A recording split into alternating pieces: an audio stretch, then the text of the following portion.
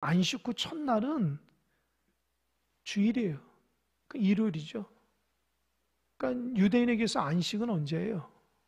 토요일이라고요. 근데 토요일 안식이 지나서 첫날 주일에 일찍이 아주 컴컴하고 어두울 때에 막달라 마리아가 예수님의 무덤에 왔어요. 왜 왔을까요?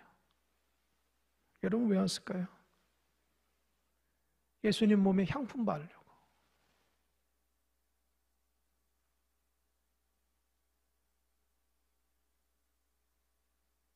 이 음향이 조금 혹시 위에 마이크를 켰나요? 안 켰나요? 예. 예, 됐습니다. 막달라 마리아는 예수님이 죽었지만 마지막까지 그가 예수를 사랑하는 마음으로 무덤에 와서 예수님의 몸에 향품을 발라놓은 거예요. 여러분 한번 생각해 보세요. 많은 사람들은 예수를 자기들이 기대하는 바가 있잖아요. 그죠? 근데 예수님이 아주 초라하게 십자가에 죽었다고요. 끌려가서. 그러니까 사람들이 다 뿔뿔이 흩어집니다. 제자들도 그러고 우리가 믿었던 메시아가 아니다. 너무 초라하다. 초라하게 죽었다. 그런데 놀랍게도 예수님을 처음부터 끝까지 따라다녔던 여인들이 있어요. 그 중에 막달라 마리아가 우리가 아는 것처럼 예수님의 부활을 가장 먼저 경험합니다. 가장 먼저 경험해요. 왜 경험하냐? 주님은 사랑하니까. 여러분 정말 주님을 만나고 싶으면 사랑하는 마음이 있어야 돼요. 할렐루야.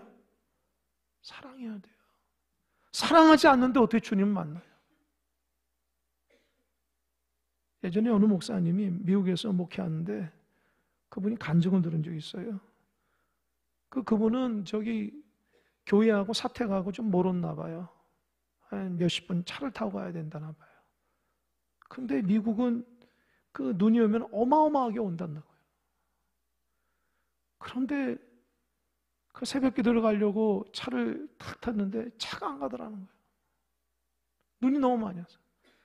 그래서 막 일찍 일어나가지고 가는데 아주 그냥 새벽 기도 가려고 일찍 일어나서 눈 때문에 몇 시간 동안 한두 시간 동안 차를 타고 딱 새벽 기도 성전에 가니까 아무도 없더래요. 새벽에 나오신 분이. 그래서 실망해서 시간이 딱 돼서 강대상에서 찬송을 하고 기도를 하고 아무도 없는 데서 말씀을 전했다는 거예요. 근데 놀랍게도 하나님께서 너무나 큰 은혜를 주시더래요.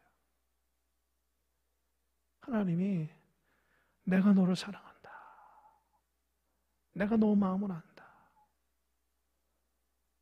그분이 그 새벽에 아무도 없는 그 성전에서 홀로 찬양하고 기도하고 말씀 전하다가 너무 큰 은혜를 받았대요. 여러분 하나님은 중심을 보십니다. 우리 중심을 봐요. 그 눈이 와서 누가 올까봐 목회자가 몇 시간이라도 차를 달려가가지고 그 한 사람에게 은혜 끼치려고 다 갔는데 아무도 없었지만 하나님은 그곳에 계셨다는 거예요. 하나님은 그곳에 기도하고 있다는 거예요. 여러분, 예배 시간이 하나님 만나는 시간입니다. 사람 만나러 오는 게 아니에요. 하나님, 그 중심이 있어야 돼요.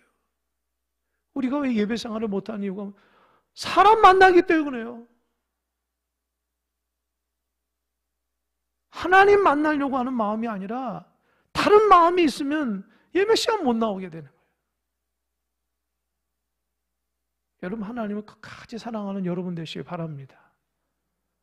하나님께서 오늘도 여러분 중심을 보시고 여러분들 다 마음속의 중심으로 축복하는 줄 믿으시기 바랍니다. 막달라 마리아는 예수님이 죽었어도 마지막까지 주님을 사랑했어요. 여러분 이게 진짜 사랑이에요. 내가 무엇을 얻기 위한 주님에 대한 사랑이 아니에요. 예수님이 능력이 없더라도 예수님이 없더라도 내가 그분을 정말 사랑할 수 있어야 돼요. 우리는 너무나 이기적이어서 하나님 나에게 축복 주고 은혜 주지 않으면 예수를 제대로 믿지를 않아요. 정말 여러분 주님을 사랑하십니까? 예수 믿어도 육신의 질병이 오고 예수 믿어도 인생의 문제가 풀리지 않더라도 예수 믿어도 속상한 일이 있어도 정말 예수를 사랑하십니까? 여러분 안에 그런 믿음이 있었으면 좋겠어요. 자꾸 축복받았다고 얘기하지 마시고요. 주님의 은혜가 있어야 돼요. 도대체 축복이 내가 잘 되는 게 축복이 아니라 내가 주님을 사랑하는 게 축복이에요. 정말 그 마음으로 하나님을 사랑하는 그 진실한 종들이 다 됐으면 좋겠어요. 막달라 마리아가 처음으로 무덤을 간 거예요. 가보니까 아니 예수님의 돌무덤에 이 바위가 비껴져 있고 예수님이 없는 거예요. 그래서 이 막달라 마리아 여인이 너무너무 놀라서 2절 보니까 시몬 베드로와 예수께서 사랑하시던 그 다른 제자에게 달려가서 말하되 사람들이 주님을 무덤에서 가져다가 어디 두었는지 우리가 알지 못하겠다 하니 이렇게 얘기합니다. 뭐라고 그랬어요? 여러분 시몬 베드로하고 예수께서 사랑하시던 그 다른 제자 누구죠? 요한이요. 요한은 이 요한복음의 저자라고요. 그러니까 요한이 자기의 경험을 적은 거예요. 내가 막달라 마리아가 얘기한 그 부분을 베드로하고 내가 막 주님의 무덤으로 달려갔다는 거예요.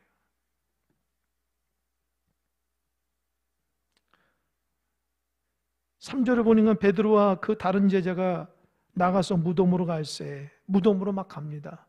근데 이 4절을 그 요한복음의 저자 요한이 쓰면서 자기의 심정을 그때의 심정을 한번 기록하는 것 같아요.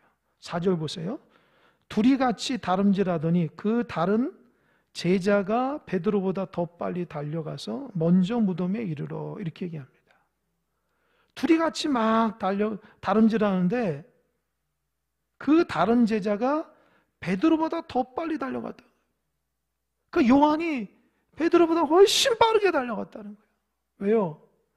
예수님 무덤 보려고. 예수님의 무덤에 돌이 굴려져 있고 예수님의 시체가 없다는 것 때문에 너무 놀라서 팍 달려갔다는 거예요. 여러분 요한이 달리기를 잘하는 게 아니라 진짜 주님을 보고 싶은 거예요. 여러분 예수님의 십자가 밑에까지 나아갔던 제자는 요한밖에 없잖아요. 그래서 예수님의 그 죽으심과 그 모든 고난을 다 봤다고요. 근데 무덤에 안치를 탁 한 걸 봤는데 아니 없어졌다는 거예요. 너무너무 놀라서 달려간 거죠. 그런데 5절에서 구부려 세마포 놓인 것을 보았으나 들어가지는 아니하더라. 그러니까 먼저 달려갔어요. 무덤을 탁 봤는데 아직 무덤에 들어가지 못해요. 왠지 좀 겁이 난 것 같아. 무덤에 탁 들어가기 전에 문에서 딱 보니까 뭐가 있어요? 세마포 놓인 것을 보았다. 여러분 여기서 구부려 세마포 놓인 것을 보았다는 말은요. 그 뒤에도 나오지만 세마포가 그대로 있는 그 상태. 예수님이 세마포 입고 누우셨던 시신이 그 자리 그대로 세마포가 있었다는 거예요. 그런데 세마포만 그대로 있고 예수님의 몸이 없는 거예요. 이게 무슨 의미일까요? 보세요. 6절도 보세요. 시몬 베드로는 따라와서 무덤에 들어가 보니 세마포가 베드로는 더 담대하니까 무덤을 탁 들어간 거예요. 딱 들어가서 보니까 진짜 세마포하고 7절 또 머리를 쌌던 수건은 세마포와 함께 놓이지 않고 딴 곳에 쌌던 대로 놓여 있더라. 세마포 옷이 다 있고요. 머리에는 예수님의 머리 쌌던 수건이 있는 거예요. 그러니까 생각해 보세요. 예수님의 시신을 쌓을 때에 세마포 옷을 입고 머리에 수건을 두른 그 상태로 돌 무덤에 딱 갔는데 아니 예수님의 몸만 없고 그 세마포 옷과 수건이 그 상태 그대로 있다는 거예요. 이게 무엇을 의미할까요? 이게 무엇을 의미할까요? 이 나중에 그 종교 지도자들이 예수님이 부활했다는 것을 거짓말하기 위해서 어떻게 하냐면 야 제자들이 저거 누가 시체 가져간 거다 이렇게 얘기하거든요. 여러분 생각해 보세요. 만약에 누가 시체를 가져가면 세마포까지 같이 그 세마포를 옷을 벗겨서 가져간 사람이 어디 있어요? 이해가 되십니까? 그대로 예수님의 시신 옮기죠. 여러분 시신을 돌아가신 분 뭔지 모르겠지만 저는 입관할 때 보면은 그 옷 벗기가 힘들어요. 몸이 완전히 딱 굳어있기 때문에 벗길 수가 없어요. 그러니까 예수님의 세마포 옷을 벗겼다는 것은요, 있을 수가 없어요. 그러니까 예수님은 부활했다는 증거예요. 이해가 되십니까? 만약에 도둑이 가져갔으면 그걸 다 가져가죠. 만약에 하다가 제대로 안 되면 세마포로도 집어던지고 갔겠지. 근데 예수님의 몸만 싹 빠져나가고 그대로 있었다는 거예요. 학자들이 이것이 예수님의 부활을 증거하는 증거 중에 하나라는 거예요. 그리고 8절에 보니까 그때야 무덤에 먼저 갔던 그 다른 제자도 들어가 보고 믿더라. 그러니까 달려와서 먼저 무덤에 도착한 사람은 요한이고, 그러나 요한은 담대하지 못해서 바깥에서 예수님의 무덤을 봤지만, 베드로는 늦게 왔지만 안에까지 다 들어가서 샅샅이 뒤져봤다는 거예요. 그리고 나서 요한도 들어가 보니까 예수님의 몸만 없고 그대로 있구나 보고 믿는 거예요. 그러니까 예수님의 부활을 믿는 거예요. 여러분 여기에서 8절에서 중요한 건 보고 믿는 거예요. 보고 믿는 거예요. 그러니까 요한은요, 예수님의 무덤에 가서 예수님이 계시지 않고 세마포와 수건만 있다는 것을 보고 이건 정말 부활하셨다라고 믿는 겁니다. 근데 여러분, 예수의 부활을 보고 믿은 사람들, 여러분 예수님께서 부활하시고 나서 이 땅에 승천하시기 며칠 있었다고 그랬죠? 40일을 있었어요. 40일을 계시면서 하나님 나라를 전했는데 누구한테 나타났습니까? 첫 번째로는 오늘 막달라 마리아, 두 번째로는 12 제자들, 세 번째로는 엠마오로 가는 두 제자, 네 번째로는 사도 바울의 서신에 의하면 고린도전 15장에 500명에게도 나타났다는 거예요. 그러니까 예수님의 부활을 많이 경험했어요. 그런데 가장 먼저 나타난 사람은 누구예요? 막달라 마리아예요. 그런데 이 제자인 요한과 베드로가 예수님이 무덤에 딱 들어가서 시체가 없고 세마포 옷만 딱 있다는 걸 보고 예수님 부활했던 믿었는데 9절에 왜 이렇게 썼을까? 추가 설명으로 저자 요한이 자기 자신에 대해서 그때를 회상해서 쓴 거예요. 9절 한번 읽어볼까요? 시작. 그들은 성경에 그가 죽은 자 가운데서 다시 살아나야 하리라 하신 말씀을 아직 알지 못하더라. 뭐라고 그랬어요? 성경에 예수님이 죽은 자 가운데 다시 살아나야 하리라 하신 말씀을 아직 알지 못해. 그러니까 뭐예요? 보고는 믿었는데 그 보고 믿은 것이 성경에서 말씀하신 바가 아니라는 거예요. 아직은. 그러니까 요한 스스로가 그저 무덤에 가가지고 예수님 없네? 예수님 부활했다고 생각하지만 그 예수님의 부활이 구약의 말씀과 예수님이 공생에 살아있을 때 말씀하신 그 말씀을 기억해서 예수님의 부활을 믿었다는 게 아니에요. 그러니까 여러분, 예수의 부활을 믿을 때는 보고도 믿지만 하나님의 말씀을 믿어서 믿는 거예요. 할렐루야. 우리도 예수님의 이 살아계심을 우리가 경험하는 사람도 있고 경험하지 못한 사람도 있는데 중요한 것은요, 말씀으로 믿는 거예요. 성경에서 세상 끝나까지 우리 함께 하신다는 거예요. 믿으십니까? 지금도 예배 가운데 주님의 계심을 믿으십니까? 아멘? 여러분, 그런 마음으로 신앙생활 하세요. 진짜 주님이 있다고 생각하고 여러분 안에 성전이라고 믿으면서 신앙생활은 지금보다 훨씬 진실하고 하나님을 더 간절하게 찾을 겁니다. 하나님이 안 보이니까 우리가 신앙생활 할 때 참 게으르고 나태한 게 너무 많아요. 하나님 사랑하는 마음보다도. 그러니까 이 요한이 스스로 얘기하는 거예요. 나는 그때 무덤 가서 예수님 보이지 않아서 믿었지만 사실은 그게 말씀으로 믿은 게 아니라는 거예요. 그러니까 나중에서 예수님 만나서 진짜 자기가 말씀으로 이제 예수님의 부활을 믿게 되는 그 은혜를 경험하게 된 겁니다. 그리고 나서 10절에 보니까 이에 두 제자가 자기들의 집으로 돌아간 거예요. 그죠?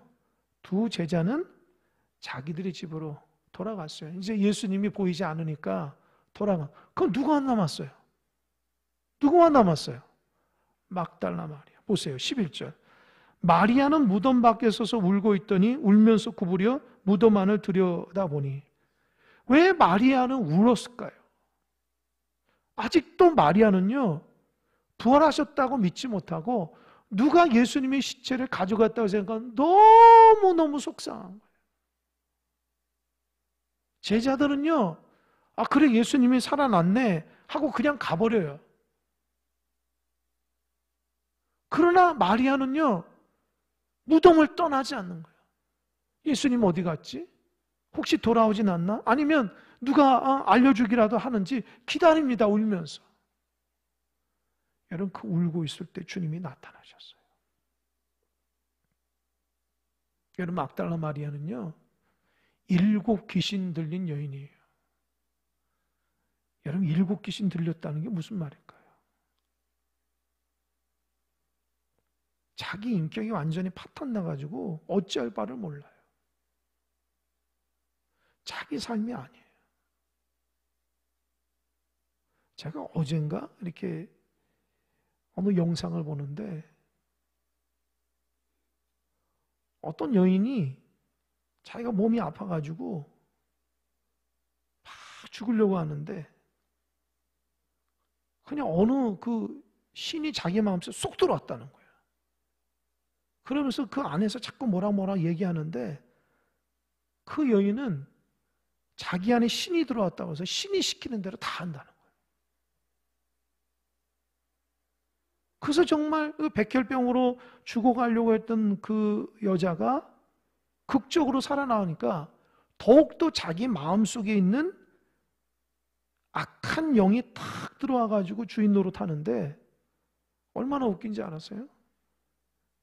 결혼 생활하는데 이혼하라고 해서 그 신이 말한 대로 이혼하고 아침에 일어나서 뭐 먹으라면 그 신이 말한 대로 먹고 아침에 어디 나가라고 하면 어떤 옷을 입고 나가고 그렇게 산다는 거예요. 그러니까 자기 삶은 온통 신이 그 말하는 대로 삶이 그렇게 되는 거예요. 그럼 행복할까? 아니에요. 완전히 인격이 파탄났어요.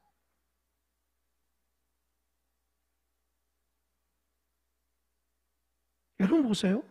막달라 마리아가 그런 여인이에요. 7 귀신이 들려서 자기의 생각과 자기 인격 가지고 살아간 사람이 아니에요. 절제가 안 되고요. 제어가 안 되는 거예요. 그런데 예수님께서 그 안에는 7 귀신을 물리쳐 주니까 평강이 찾아온 거예요. 여러분, 예수님은 우리의 평강이십니다. 혹시 마음에 좀 방황하거나 힘드신 분이 있으면 예수님을 온전히 영접하세요. 예수님 화평이시고 평안입니다. 신앙생활하면서 이 마음에 그 갈등이 많고 막 분주하고 평안이 없는 것은요, 내가 예수님을 진실하게 신실하게 믿지를 못해서 그러는 거예요. 다른 거 없어요. 그 막달라 마리아가 예수님으로부터 치유가 일어나서부터 자기 평생 이제 예수님을 따라다니게 된 거예요. 여러분, 은혜 받으면 예수님을 따라가게 돼 있어요.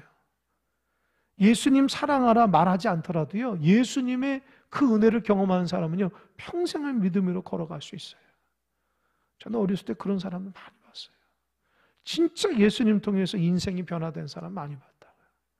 그런 사람은요, 누가 시켜서 신앙생활 하는 게 아니에요. 그 마음속에 진짜 주님을 사랑하는 마음으로 신앙생활해요. 뭘 시켜서 하는 게 아니에요. 그들 스스로가 주님의 사랑과 기쁨이 주님 안에 있다는 걸 아니까 스스로 자발적으로 이렇게 믿음의 길을 걸어가는 거예요. 억지로 하기 시작하면 신앙생활 못합니다. 여러분 억지로 하면은 그게 되겠어요. 학교도 억지로 다니면은 공부 못하잖아요. 직장도 마찬가지고. 똑같아요. 신앙생활도 억지로 할 수 없어요. 정말 우리 마음속에 일어나는 주님의 사랑을 가지고 그 사랑이 이끌려 살아가. 그러니까 마리아가 예수님이 죽었어도 끝까지 무덤까지 갔었고 제자가 갔지만 마지막까지 주님을 보고 싶어서 울고 있는 것은 다 주님으로도 받은 은혜가 있기 때문에. 은혜가 있으면 그렇게 할 수 있어요. 여러분 그래서 신앙생활에서 은혜 받으셔야 돼요. 할렐루야. 은혜 받아야 돼요. 주님으로부터 은혜 경험을 할 수 있어야 돼요. 그런데 울고 있는데 12절 보니까 흰옷 입은 두 천사가 예수의 시체에 누웠던 곳에 하나는 머리편에 하나는 발편에 앉았더라. 천사가 나타난 거예요.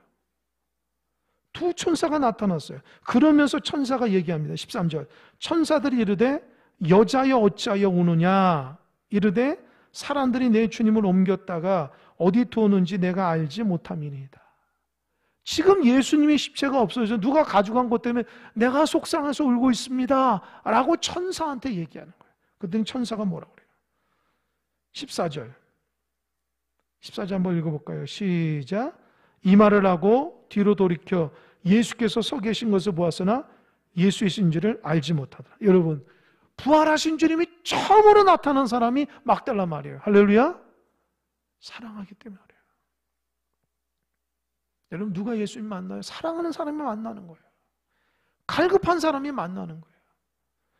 여러분 누가 신앙생활에서 은혜 받습니까? 갈급한 마음으로 예배하는 사람이 은혜 받는 거예요.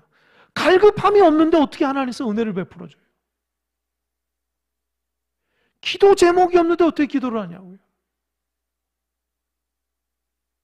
하나님 사랑할 줄도 모르는데 어떻게 그 사랑이 이 몸과 마음으로 전달되겠어요? 정말 주님은요, 정말 주님을 사랑한 마리아에게 나타난 거예요. 그런데 예수님이 나타났는데도 알지 못해요. 여러분, 예수님이 부활하시고 나서 다른 모습이었어요. 우리는 알 수 없지만 어떤 모습인지 모르지만 부활체로서 모습이 달라진 거예요. 그러니까 영의 눈이 떠져야지만 주님을 볼 수 있어요. 그러니까 예전에 예수님 십자가에 돌아가시 전까지의 그 모습이 아니라는 거예요. 다른 모습이라는 거예요.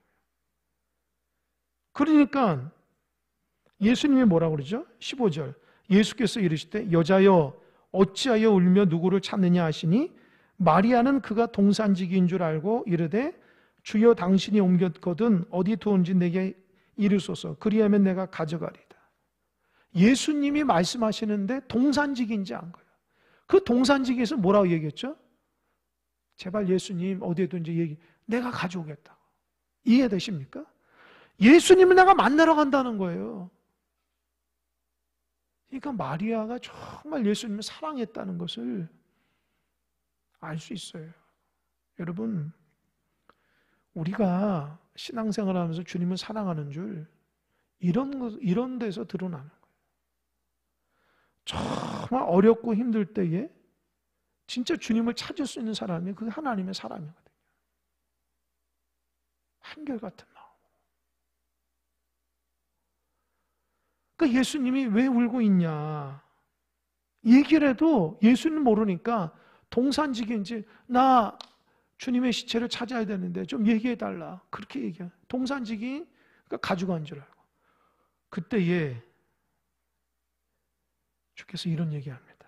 16절 예수께서 마리아야 하시고는 마리아가 돌이켜 히브리 말로 라보니 하니 이는 선생님이라 말이라. 그제서야 예수님이 평상시 마리아에게 했던 마리아야 얘기를 하니까 주님 목소리인데 돌아보면서 선생님 그러는 거예요. 여러분 주님이 우리의 이름을 불러줍니다. 마리아야 아무개야 아들아 딸아 야 내가 여기 있어. 슬퍼하지 말아라. 야 내가 부활했어. 절망 가운데 울고 있는 마리아에게 완전히 마리아는 정신이 나갔죠. 예수님의 십자가 없어지니까 막 울면서 상상을 해보세요. 예수님이 시체가 없어지고 제자들이 와가지고 확인했는데도 어딘지 모르고 그냥 제자들은 떠나가고 홀로 그 무덤을 지키면서 어마어마하게 울겠죠. 통곡을 하며 울고. 그런데 예수님이 딱 나타났는데도 예수인지 모르니까 주님이 그제서야 그 마리아에게 예수님의 존재를 드러냅니다. 마리아야, 나 여기 있다.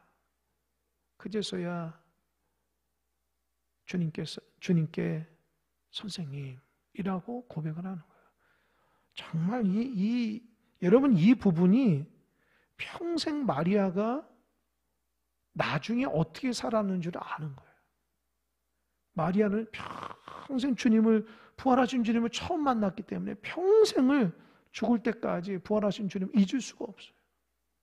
그 주님의 그 사랑이 평생 마리아야, 그 무덤에서 자기에게 말했던 그 말을 잊을 수가 없는 거예요.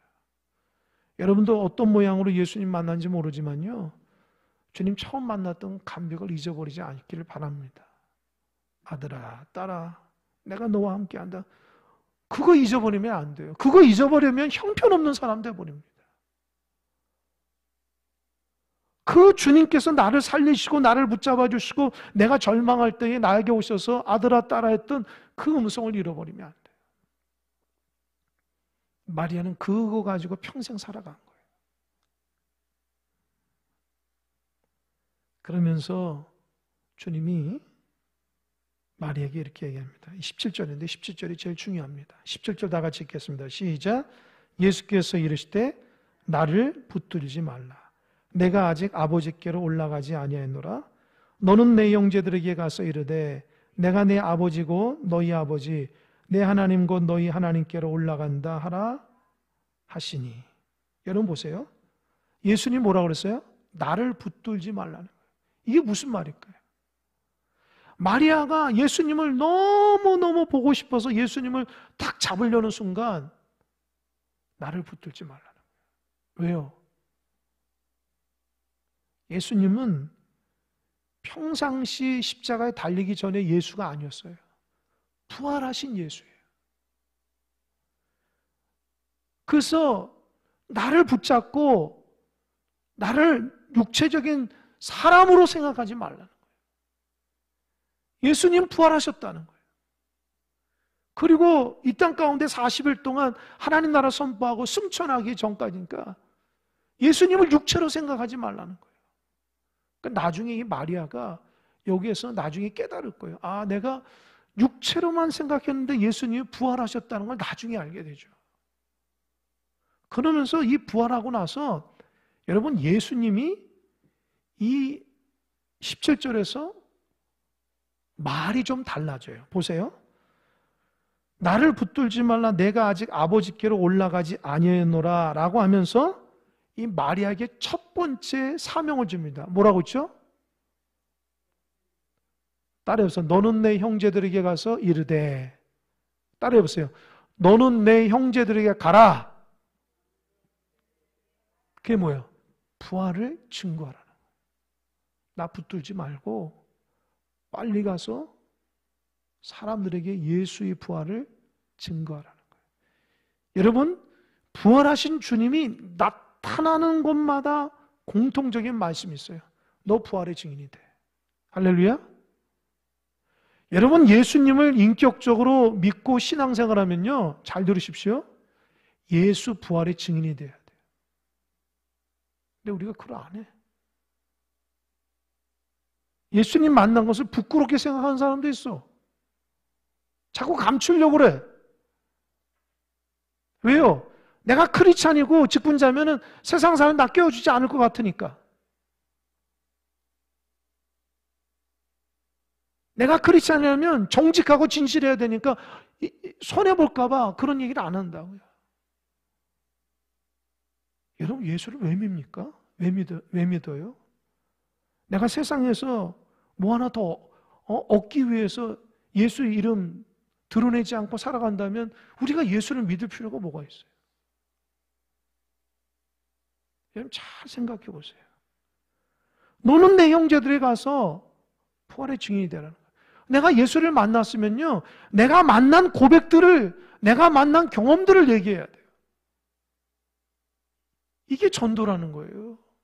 전도가 무슨 대화법을 잘 달달달 외우고 성경 구절을 외우는 것도 중요하지만 내가 만난 주님을 전하는 거예요. 나는 이렇게 해서 예수를 만났고 내 삶이 이렇게 살아가고 있다. 그 증거들이 돼야죠.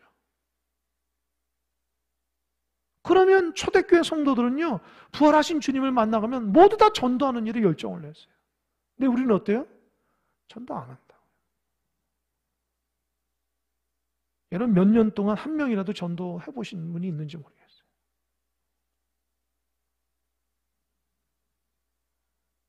우리 자신을 돌이켜 봐야 돼요. 왜 내가 이렇게 됐지? 한 명도 전도를 못하는? 내가 예수를 믿으면서 왜 이렇게 힘이 빠지고 은혜가 없고 율법적이고 감사도 없고 은혜도 없지? 주님 때문이 아니에요. 내가 뭔가 근본적으로 예수님과의 관계가 문제가 생긴 거예요.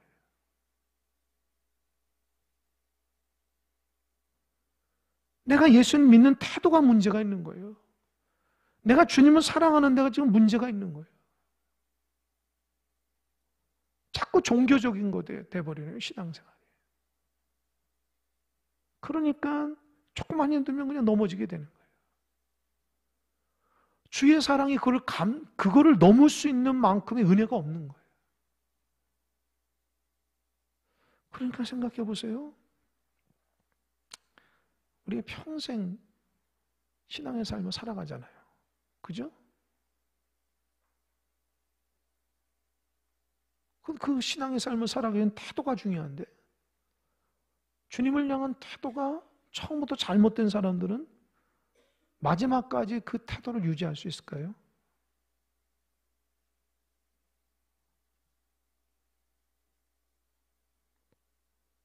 예를 든다면 그런 거죠. 우리가 날마다 새벽 기도하시는 우리 권사님 집사님도 있거든요. 그분들에게서 새벽 기도는 특별한 게 아니에요. 새벽에 나와서 하나님께 인사하는 게 그분 삶의 모습이라고요. 그죠? 근데 그런 게 안 되시는 분들, 예배조차도 힘들고 일주일에 그냥 한 번 정도 예배하고 하나님 잊어버렸다가 그냥 주일 찾고 이런 분들에게 있어서 신앙의 모습이 마지막까지 잘 유지가 될까요?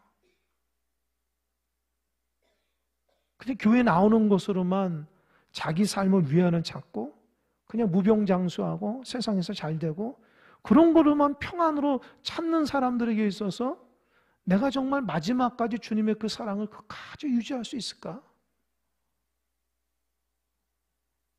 아찔합니다.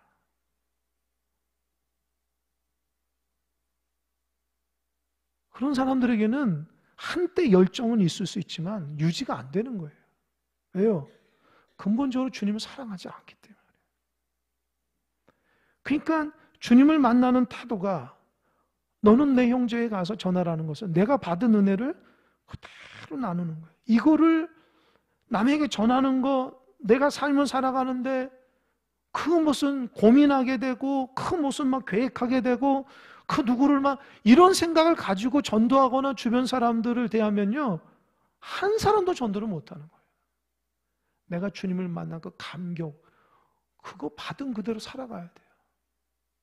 그게 내 삶의 신앙의 모습이라고요. 여러분들 예수님 진짜 만나면요 내 삶이 지금 이렇게 살아가는 거예요. 진짜로. 근데 예수님 강렬하게 만나지 못하면 날마다 힘든 거예요. 신앙생활이. 스스로도 죄책감이 있고 부끄럽고 신앙생활 잘 못하는 내 삶을 언제쯤 내가 은혜롭고 언제쯤 내가 하나님 앞에 날마다 그런 소망만 사다가 하나님 앞에 기쁨을 누리지 못하는 거예요. 제가 말씀을 17절을 묵상하다가 그 생각이 든 거죠.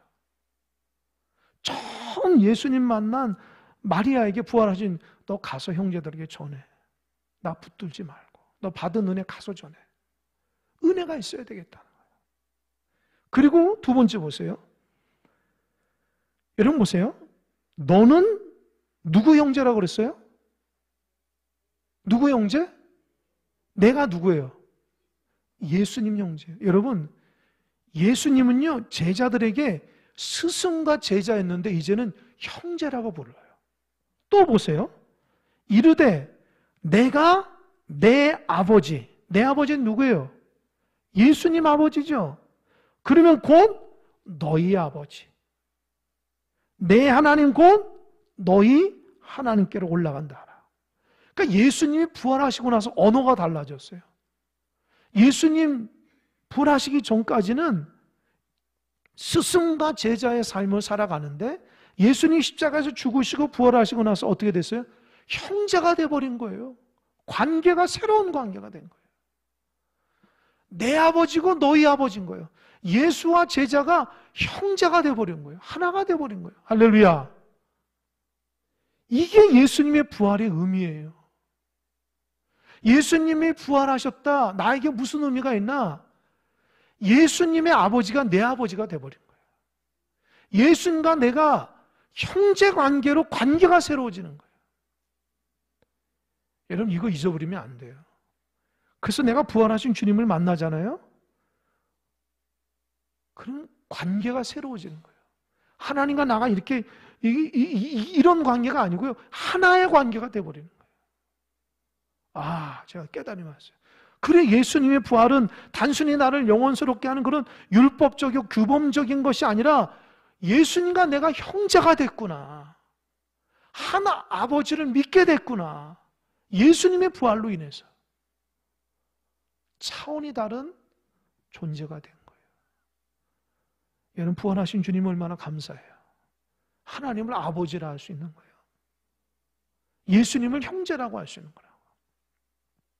그러니까 그거를 마리아한테 가서 전하라는 거예요. 부활하신 주님이 이렇게 얘기했다는 거예요. 우리를 형제라 부르셨어. 우리를 너희 아버지라고 부르셨어. 그 감격을 가지고 얘기하라는 거예요. 그래서 18절 막달라 마리아가 가서 제자들에게 내가 주를 보았다 하고 또 주께서 자기에게 이렇게 말씀하셨더니 이게 전도예요. 자기가 본 것과 주님의 들은 것 그대로 얘기하는 거예요. 미사여우가 필요하지 않아요. 어떤 사람은요 전도하려고 자꾸 거짓말하는 사람도 있어요. 예수 믿었더니 이런 부자가 되고 예수 믿어 이렇게 잘 됐다고. 여러분 그런 거짓말 하지 마세요. 그냥 예수 믿고 내 삶이 달라진 것만 얘기하면 돼요. 요즘 사람들이 뭐 교회 다닌다서 부자 되려고 하는 사람이 누가 있어요? 교회 다닌다고 잘 된다고 여긴 사람이 누가 있냐고 요즘에. 세상에 지금 지탄받는 게 교회인데 우리가 정말 진실한 모습을 보여줘. 내 삶에 예수 만나서 변화된 걸 보여줘야지 그 사람이 감동을 받죠. 가장 사탕발림식으로 얘기하고 그냥 저 사람은 교회 데려다가 앉히려고 하는 거 그런 걸로만 하는 게 아니에요. 우리가 예수님 만난 인격이 변화되고 삶이 변화되고 세상이 변화되고 당신과 내가 똑같은 어려움에서 나는 예수님 때문에 이겨나갈 수 있다는 걸 보여줘야 돼요. 우리가 열심히 일하고 열심히 돈을 벌고 열심히 직장 생활하는 이유가 당신은 성공이지만 나는 그게 아니라는 거죠. 하나님의 영광, 하나님의 사랑이라는 나는 영생이 있다는 거죠. 이걸 보여줘야 돼요. 할렐루야. 똑같은 거 보여주면 안 돼요. 똑같은 거 보여주면 사람들이 뭐라고 해요? 아이 당신이나 예수 믿나 나 믿지 않는 사람 당신하고 나가 똑같은 관심 있으면 내가 교회를 왜 다니냐는 거죠. 차원이 달라야죠. 그래서 이 말이 중요합니다. 부활하신 주님을 만나고 내가 새로운 주님과의 관계가 되고 하나님의 관계가 됐다면 그 기쁨을 가지고 내가 주님을 만났고 주님이 이렇게 얘기했어. 우리의 삶이 완전히 달라졌어. 라고 전하는 것이 복음입니다. 그러니까 전도는 뭡니까? 내가 예수님 만나고 감격을 얘기하는 겁니다. 교회는 어떤 곳이냐?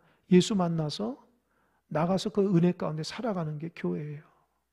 근데 교인들이 교회 안에서도 신앙생활 힘들고 나가서는 얼마나 더 힘들게 살아가겠어요. 안 봐도 다 알겠죠. 주님을 만나고 주님을 은혜 가운데 예비하고 믿음 생활하는 것도 막 힘들어하는 사람이 세상에서는 얼마나 더 힘들겠어요. 그러니까 여러분 신앙생활 은혜롭게 하시기 바랍니다. 그게 세상을 이기는 힘이에요. 여러분의 신앙의 그 힘을 가지고 세상을 이겨나가야죠. 세상이 지쳐가지고 주님 와서 힘 받으려 하지 마시고 오히려 여기서 힘을 얻어가지고 세상을 이겨야지. 세상에서 지쳐가지고 교회 와가지고 하나님 힘 주세요가 아니라 순서가 잘못된 거예요. 내가 주님의 힘을 받아서 세상을 이겨야죠. 세상에 이기기 위해서 지쳐가지고 오는 게 아니라 이미 은혜 가운데 나가서 세상을 이겨나가는 것이 우리 믿는 자죠. 할렐루야. 그래서 그 예배가 얼마나 중요한지 몰라. 말씀이, 기도가. 우리 모두 다 부활하신 주님의 제자로서 부활의 증인의 삶을 살아가는 믿음의 종들이 되기를 주님의 간절히 축원합니다. 아멘. 기도하겠습니다.